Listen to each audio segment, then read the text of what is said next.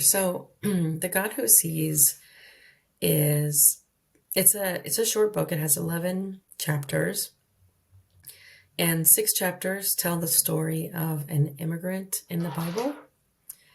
And there are many people in the Bible who move across lands and borders, such as they were, back in the ancient world.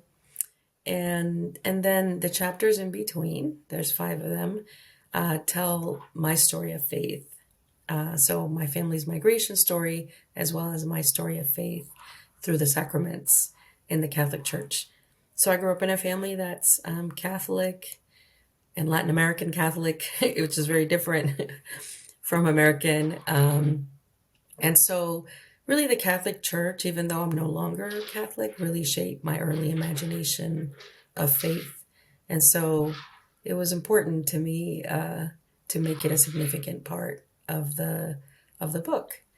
And, this book was born because as I was working for this nonprofit and going to different churches in the, DC, Baltimore, Northern Virginia area, and talking to them about immigration and God's heart for immigrants, I found that most of the resources that I had were not written by immigrants.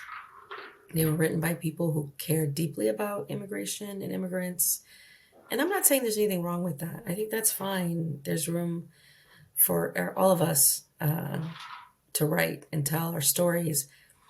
But I thought there was something different about writing with a personal experience of displacement that would be different. And so I really kept wondering where are these stories? Why aren't they written? I knew so many immigrants working in immigration advocacy, and that's what really prompted me to write the book. I thought about it for a long time before I actually did it, and I felt like it was important to tell our stories too. And so that's where it was born, and it took me about, 9 months to write it, and it went through a lot of revision. It was probably, a year total before it was finally ready to go to print.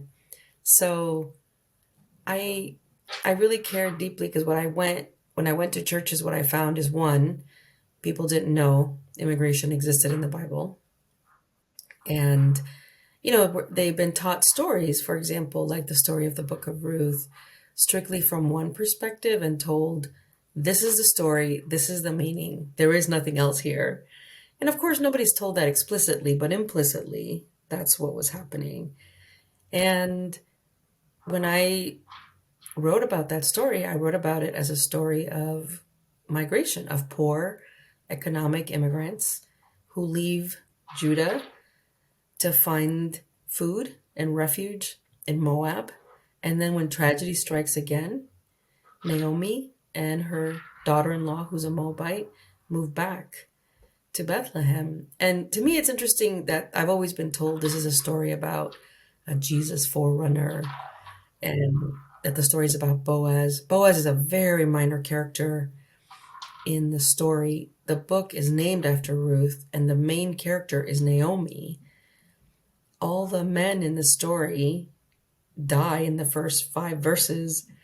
And so this is a story about migrant women and their survival.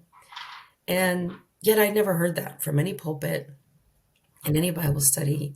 I never heard anything like this. And so that's what I did. I took stories that are well known and familiar to people, but I told them from the perspective of migration through that lens. What's up, friends? Thanks for tuning in. If you enjoyed listening to this clip, be sure to watch the full episode linked up in the show notes. And if you are not already subscribed, be sure to subscribe and like so that this gets spread to more people to listen to these amazing stories.